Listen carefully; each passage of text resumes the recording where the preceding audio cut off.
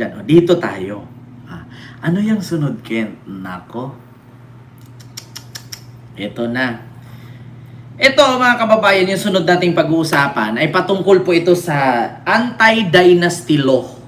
Ala, nako. Mga kababayan, mas lalong manggagalaiti dito ang pamilyang Duterte sa anti-dynasty law bill na gustong ipapasa at ipaprioritize ni PBBM. Eto na mga kababayan. Mag-iiyak ka na ngayon. Mawala na ng kapangyarihan si Aimee Manotok dito. Dito mas lalong manggagalaiti si Aimee. Dito mas lalong manggagalaiti si Sara sa batas na anti-political dynasty bill na gustong i-prioritize ni PBBM. Ito po mga kababayan, no? Buksan ko lang sa naturang balita. Inquirer.net. Laki-laki niyan ha. Inquirer.net. Ito po. Basahin ko lang. Just in, President Ferdinand Marcos Jr. directed Congress to prioritize 4 proposed legislative measures. Ano nga ba yung una? Number 1, mga kababayan. According kay PBBM, directed Congress to prioritize. Nako po, mga kababayan, manggagalaiti si Aimee Marcos dito, si Sara Duterte at iba pang mga politician na nandyan yung anak, apo, kapatid, kaibigan, pinsan, pamangkin, kadugo, malayo, second generation, third generation, apo sa tuhod, apo sa kuko, apo sa ingron, apo sa bulbul, apo sa dulo ng kaubuturan, apo sa noo, apo sa... Ay naku, lahat ng kaapu-apuhan bawal lang tumakbo sabay-sabay. Mas lalong manggagalaiti dito, mga kababayan, itong mga politician na pare-parehong apelyido, di ba? May magkamag-anak, kadugo, parehong amoy putok, parehong mahaba ang mga baba, tapos ngiwi-ngiwi, di ba? Yung mga Marcos daw pero mukhang lakson. So ito, number 1 mga kababayan na ipina-prioritize ni PBBM sa Congress na ito po mga kababayan, anti-dynasty bill. Patay ka dyan, mga bata.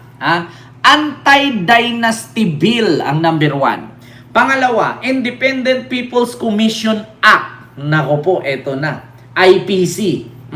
At pangatlo ay ang Party List System Reform Act na ito na yung party list. Oo. Nako po. At pang-apat, Citizens Access Disclosure of Expenditures for National Accountability or CADENA Act. Nako po, ito na mga kababayan. At syempre, number 1 dito ang anti-dynasty bill. Ito yung ating pag-uusapan. Mga kababayan, mismong si Miss Universe Catriona Gray nanawagan na ipasa ang anti-dynasty bill or anti-dynasty law. Ano nga po ba itong anti-dynasty bill? Mga kababayan, ito po yung batas na naglilimita sa mga politiko na pagbawalang tumakbo ang kapatid, pinsan, anak, apo, tatay, nanay. Ito po ang example ko sa inyo. Ito po yung mga Binay, mga Cayetano, mga Rebilla, mga Marcos, mga Duterte, sino pa, mga kababayan, mga Tulpo, ganito ang mangyari dyan, mga kababayan. Mga Bilyar, ganyan. So, ang rason yan, mga kababayan, hindi ko alam kung anong laman nitong anti-dynasty bill na to. Ma'am Susan Vergara, hello po. Ganito, mga Soto, ayan. So, ito po, mga kababayan, halimbawa, sa isang pamilya, dapat isa lang ang senador. Sa isang pamilya, dapat isa lang ang congressman. Sa isang pamilya, dapat isa lang ang tumatakbo sa loob ng 6 na taon. Parang ganun mga kababayan. Estrada, di ba? Villapuerte, Plaza, Recto, Barsaga, mga ganyan. So, merong batas mga kababayan na sa isang termino, isang apelyido lang. Bawal yung, eto, manggagalaiti si Sara dito. Bakit? Si Sara kasi sa kasalukuyan mga kababayan, mga libeste, ganyan. Sa kasalukuyan kasi mga kababayan, si Sara po Vice President. Vice President si Sara. Pangalawa, yung kapatid niyang si Pulong, kongresista. Yung kapatid niyang si Baste, mayor. Yung pamangkin niya na anak ni Pulong, congressman. Yung anak ng pamangkin niya, o anak ng pinsan niya, congressman din, si Harold. Tapos, yung isa niyang pamangkin na anak ni Pulong, acting mayor. So, kumbaga, ngayon mga kababayan, nasa 6 po sila lahat. Anim po sila na nasa politics at this year, at this time, at this administration. Anim po sila. Dalawang anak ni Pulong, acting vice mayor at congressman. Si Pulong congressman, si Basti mayor, si Sara vice president. Tapos, sino pa? Pagkakalam ko, anim sila eh. 'Di ba? So, ngayon mga kababayan, same din po kay Aimee. Si Aimee po ay isang manutok na nasa posisyon, si Sandro nasa posisyon, si Romualdez nasa posisyon, si PBBM nasa posisyon, at yung anak ni Aimee nasa posisyon. Ganun din sila, halos 6-5 din po sila. So ngayon mga kababayan, kung maaprubahan itong anti-dynasty bill na pinaprioritize ni PBBM ngayon, dito mangyari mga kababayan na lalong hahaba ang baba ni Aimee. Lalong hahaba ang baba ni Aimee. Papasok na dyan yung mga singson, yung mga apo, mga anak, pamangkin ni Chabit. Halos lahat nasa politics din. Kapag ito ginawa ni PBBM na anti-political dynasty law, ito na yung pinaka-the biggest achievement in Philippine politics history. Ito yung pinakamagandang gagawin ni Marcos, not only just for against the corruption, anti-corruption, pagpapakulong sa corrupt. Hindi yan. Normal na yung may corrupt eh. Ito ang pinakamalaking achievement sa administrasyon na nagawa ni Marcos kung maipasa ang anti-political dynasty law. Yan po talaga, sa totoo lang mga kababayan. Alam niyo kung bakit? Kapag napasa itong anti-political dynasty law, dito mabawas-bawasan ang korupsyon. Dito mabawas-bawasan yung abusing of power. Bakit? Kaya hindi sila nakukulong kasi yung kapatid mayor, yung kapatid congressman, yung kapatid vice president, yung isa president, yung isa mayor, yung isa gobernador. Kaya kinakatakutan sila, mga kababayan. At dito mo na makikita na may mga baluarte-baluarte. So ngayon kapag napasa itong anti-political dynasty law, mga kababayan, mabawas-bawasan yung abusing of powers. 'Di ba, mga kababayan? Yan ang katotohanan. Kapag ito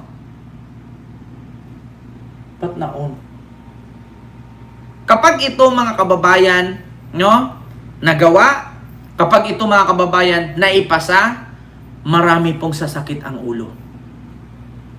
Wait lang po mga kababayan ha, kasi parang tumandal yung sasakyan.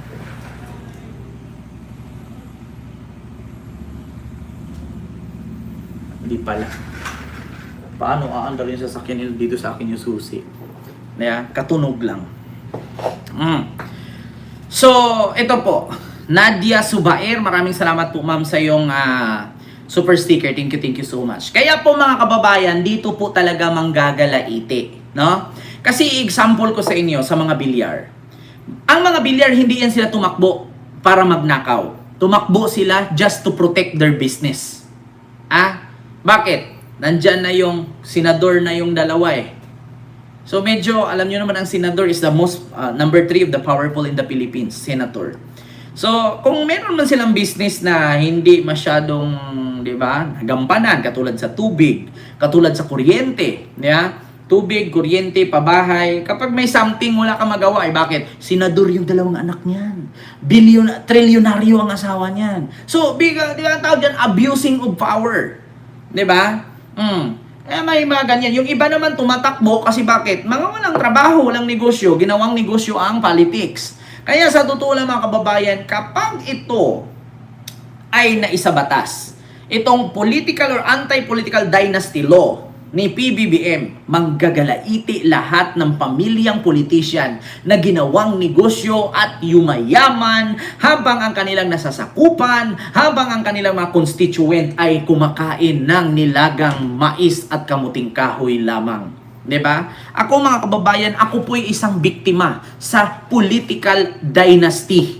Bakit? Mga kababayan, since I was a child, I was born and raised in City of Sudden Death and Armalite in Mindanao, Zamboanga. Because of that, mga kababayan, I am one of the victims of political dynasty. Why? Ganito po mga kababayan. For how many generation? Mula sa tatay, mula sa lolo hanggang sa tatay, hanggang sa apo, ngayon na hanggang sa anak, lolo, tatay, anak, apo na ngayon ang nanilbihan sa aming lalawigan, sa aming lungsod. Wala po talagang improvement. Nag-i-improve lang ang aming lungsod, mga kababayan. That is because of napalitan po yung mga namumuno doon na paulit-ulit na ang pangalan na may sinasabing bisag unsaon. Jalos Diyos lang jihapon. Diba? Oh my God, mga kababayan, even mall wala. Even 7-Eleven wala. Even Jollibee's, McDo, Chowking, Mang Inasal, walang ganon. Pero, kapag sinabi mong, sa Luzon, sa Visayas, at sa Mindanao, Bulaga. Sikat sila, no? Pero, ang kanilang mga constituent, nga. Even 7-Eleven, wala. Even Dali Store, wala. Even O-Save, wala. Sila yung yumayaman, sila yung maraming bodyguard, sila yung naglalakihang mansyon, sila yung nadamihang pera. Samantalang kanila mga constituent, until now, mamamatay kang pangit, mamamatay kang mahirap, pinanganak kang pangit, pinanganak kang mahirap, mamamatay kang ganun. Diba?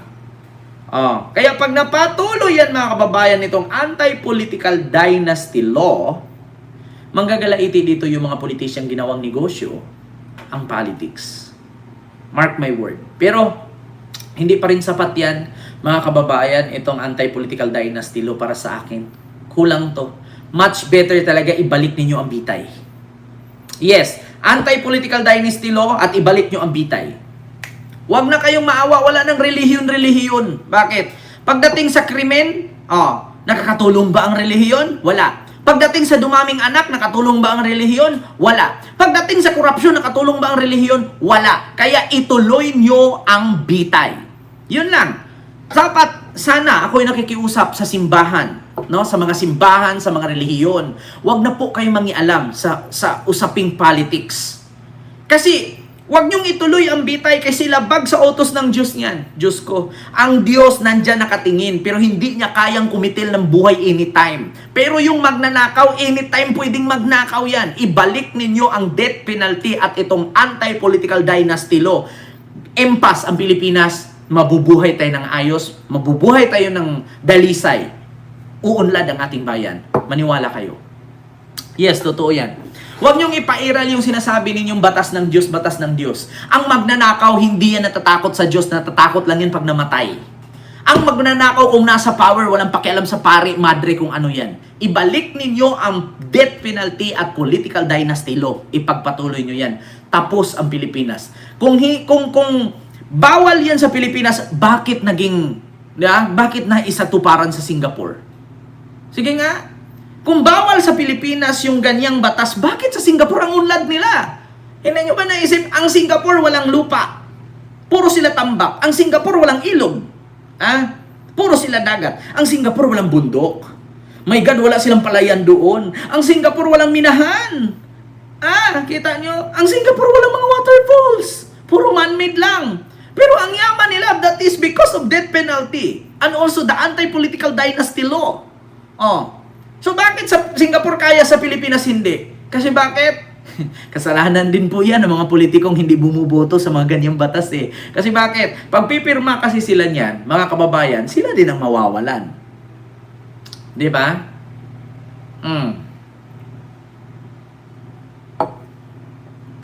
Ganon yun, mga kababayan. Hindi ako political analyst. Pero, how many times ako nakakabalik-balik ng Singapore? Napakaganda. Promise. Ang pinakamagandang lugar kung gustuhin mo man, Singapore. Pero kung gusto mo ng social, mag-Hong Kong ka. Kung gusto mo ng mura, nang akala mo nakapunta ka ng Europe, pumunta kang Vietnam. Kung gusto mo na malamig, na akala mo may snow, pumunta ka ng Taiwan. Diba? Kung gusto mo uminom ng maraming tea, mag-Taiwan ka. Pero kung gusto mong maranasan kung gaano kaganda at gusto mong mapagod, manakit ang binti mo, mag-Singapore ka. Napakaganda. Sa totoo lang, mga kababayan. So, bakit ang mga bansa na may batas na death penalty ang uunlad nila? Di ba? Bakit tayo dito na, anak ni Jesus, Jesus ko, Ama, maawa ka sa amin, Ama Diyos, Ama, kawano kami. Ang daming mahirap, ang daming kurap. So nakakatulong ba ang simbahan sa kurap? Wala. Walang magawa ang simbahan sa kurap. Bakit? Kasi kung ang simbahan tutuligsain nila ang mga politikong kurap, isa lang ang sagot ng mga politiko, hindi nga kayo nagbabayad ng tax, nagre-react pa kayo. Oh, di ba? Eh di mapahiya sila ngayon. Hindi po nakakatulong ang simbahan sa pagtawag doon, pagbara na hindi ituloy ang death penalty. Wala po. Kasi ang simbahan sasabihin mo, ito si Kent, isang congressman, kurap yan. Isa lang masasabihin ko, nangingialam ka sa politics. Gagawa ako batas dito, tayuan ko kayo tax, tignan ninyo. Diba? Isa lang masabihin ng kurap. React ka, nagbabayad ka ng tax. Sabihin niyo sa akin, anong simbahan na nagbabayad ng tax? Anong relihiyon sa Pilipinas nagbabayad ng tax? Diba? Wala! Pero sila yung malakas kumuda.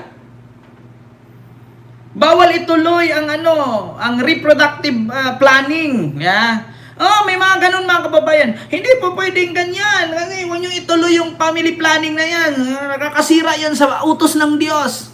Tapos wag dumami ang anak. Kasi kantot ng kantot si malibog na Pinoy. Kayang pakainin ng simbahan? Di ba may batas dapat yan na may one child, one policy? Hindi pumayag ang simbahan kasi pangit yan. Labag yan sa kautusan ng Diyos. Di umiyot ngayon yung malibog na Pinoy. Di dumami ang anak. Ang anak, do, re, me, fa, sol, la, ti, do. Ngayon, dumami ang anak. Nagbigay ba ang simbahan ng pangkain? Sinong sinisi? Ang gobyerno. Ibalik nyo death penalty. Mga relihiyon, mga simbahan, wag na kayo mangialam. Kasi isa lang ang sasabihin ko, ngayon na natadad tayo ng korupsyon, wala kayong nagawa. Kaya itigil yung pangingialam nyo sa politika. Mag-focus kayo sa relihiyon, wag sa politics. Kasi kapag ang politiko, babalikan kayo, hindi ka kayo nagbabayad ng tax, tapos nangingialam kayo sa politics. Ayaw ko ng pangalanan. Ano ba yung relihiyon na kapag dating sa politics, may parali-rally di o mano? Anti-corruption rally para sa Pilipinas. Pero yung mga inendorso nila noong 2022, puro corrupt. Kita nyo, may pa-bidding pa. Ano? Diba? Mga kababayan, kita nyo? Mag-rally kami, mga relihiyon, para sa Diyos at sa bayan. Ayaw namin ng corrupt na politician. Pero pagdating ng eleksyon, yung mga inendorso, puro kawatan. Putang ina, mga walang paninindigan, walang mga prinsipyo, mga mukhang pera, ginamit na yung relihiyon para magkapera. Diba? Sad to say, hindi ako erehes. Hindi ako si Martin Luther. Pero, tignan nyo naman. Ayaw sa kurap, pero yung inendorso, kurap. Putang inang yan. Wala akong pinangalanan, Masaktan ka. Iluom mo na lang yan. Ibig sabihin, iluom. Iganon mo na lang. Kung masakit man. Pabiding-biding pa nga. Ito, Senator. Si Bong Revilla. Jinggoy Estrada. Chis Escudero. Bongo. Bato. De La Rosa. Amy Marcos. Magkano bigay mo, ma'am? Endorso ka namin. Magkano bigay mo, sir? Endorso ka namin. Bidding pa more. Di ba? Tapos ayaw namin ng corrupt for transparency ang rallying ito. Pero yung mga inendorso, putang ina, pabalik-balik sa kulungan, nakalaya na, tumakbo ulit, inendorso pa, tang ina nila. Di ba? Kaya sa totoo lang mga kababayan, manggagalaiti talaga itong mga politician na ginawang negosyo ang politics. Pag naipas sa katuparan ni PBBM ang anti-dynasty bill, or dynasty law, political dynasty law. Di ba? So yun lang mga kababayan. yung ating live ngayon. Pasensya na kay mga kababayan ha, minsan napapamura ako kasi kung tutuusin talaga mga kababayan, alam nyo, isa lang ang aking katagang iiwan bago tayo magtapos sa ating mga tinatalakay. Hindi po problema ang gumagawa ng tao. Tao po ang gumagawa ng problema. Hindi po sakit ang gumagawa ng tao. Tao po ang gumagawa ng sakit. Yun po yun, mga kababayan. Kung bakit tayo nagproblema sa ating bansa ngayon dahil sa korupsyon, kasalanan po natin yan. Nakita na natin na walang napatunayan, binuto pa. Kasi bakit? Kapatid mayor, kapatid congressman, ang tatay presidente, ang pinsan president, ang kapatid senador. Kaya natin binuto. Sumayaw lang ng bodots, binuto na. Tapos nung nanalo, nagnakaw, sasabihin, kawawa ang Pilipino. Tapos sisihin ang presidente, no, wala namang kinalaman kasi ang nagnakaw, senador. Diba? So yun lang, mga kababayan.